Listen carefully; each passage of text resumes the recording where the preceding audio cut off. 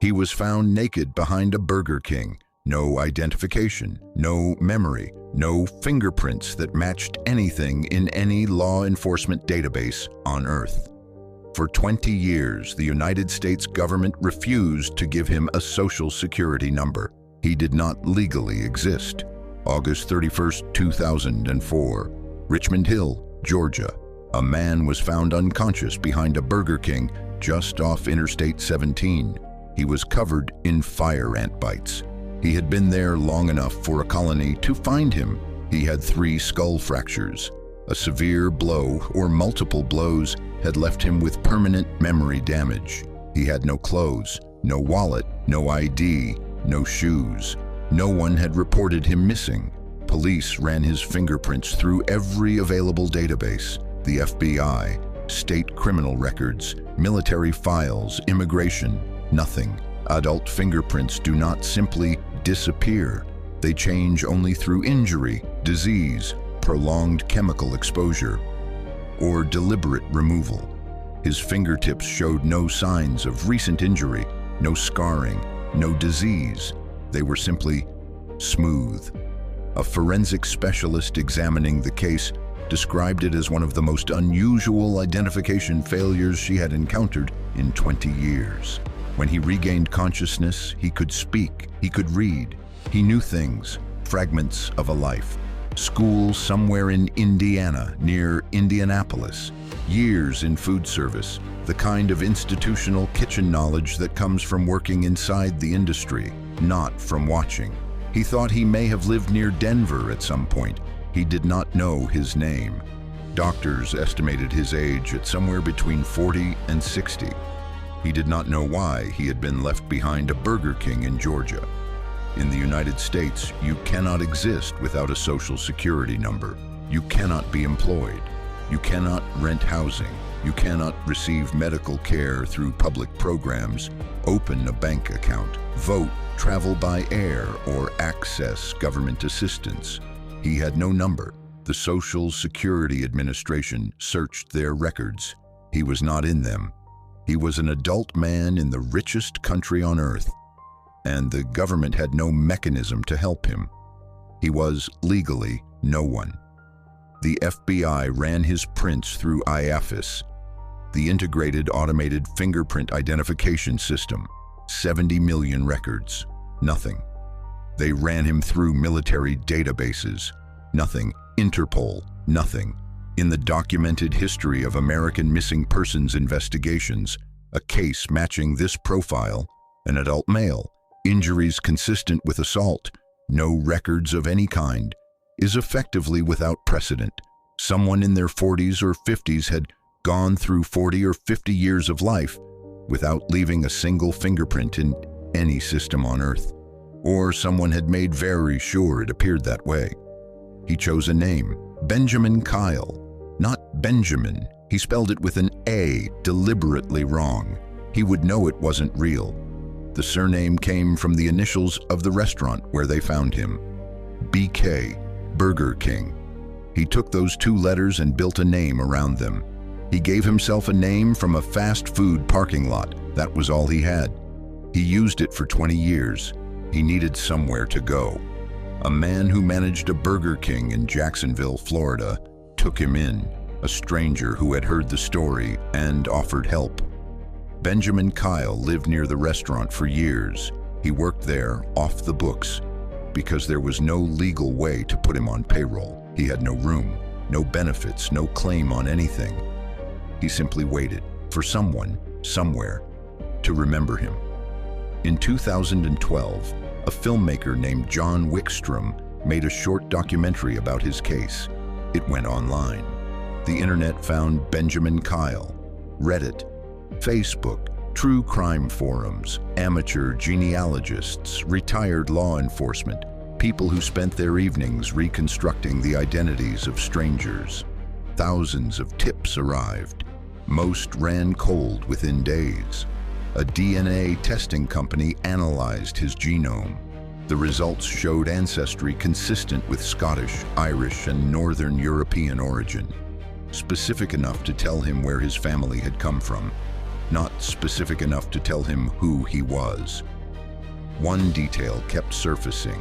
When investigators tested him, questions designed to probe the edges of his memory, he demonstrated specific, detailed knowledge of Butler University in Indianapolis, not general awareness, operational knowledge, the layout of facilities, how food service was run, things a student or employee from the 1970s or 80s would know. A records request was filed. Butler University's enrollment records from that period contained no match. He knew the campus did not know him. By 2013, Benjamin Kyle had become one of the most documented, unidentified living persons in American history. His face had been in newspapers, on television. His case had a Wikipedia page, a dedicated website, a Reddit thread with thousands of contributors. And in 9 years of sustained national media attention, not one person who knew him had come forward. Not a family member, not a childhood friend, not a neighbor, not a former co-worker, not one. In 2015, a professional genealogist announced a match.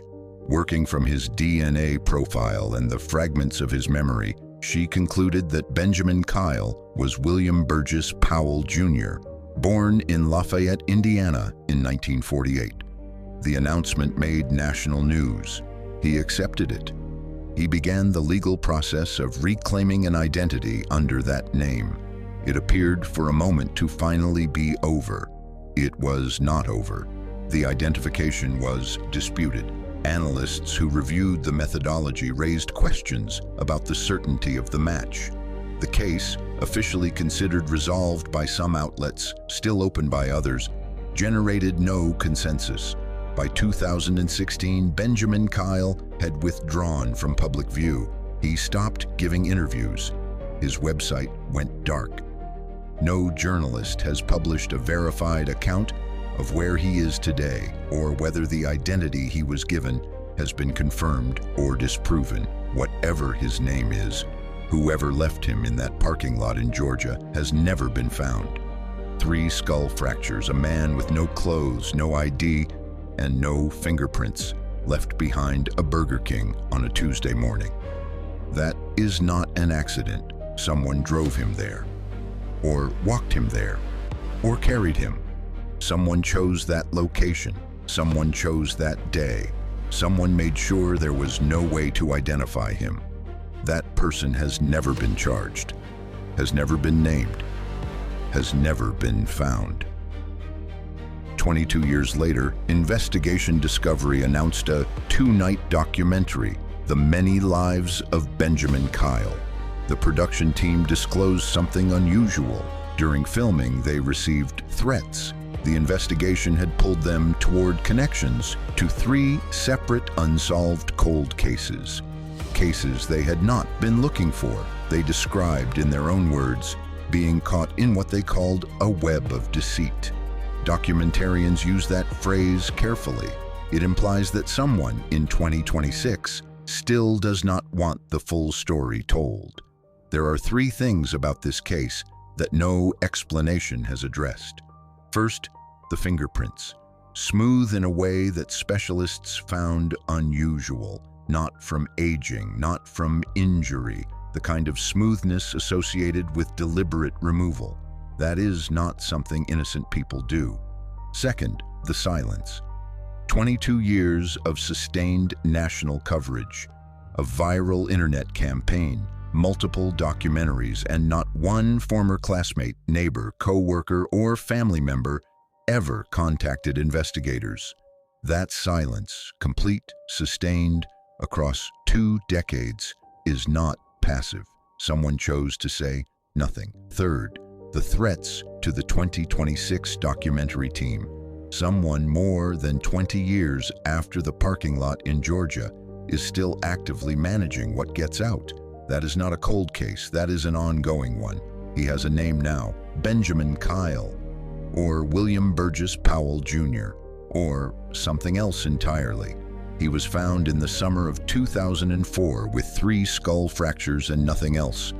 No past, no record, no one looking for him. Someone put him there. Someone knew exactly who he was. They have been silent for 22 years. Whatever he witnessed, or did, or knew, it mattered enough for someone to erase him. It still matters enough for someone to threaten the people trying to find out why.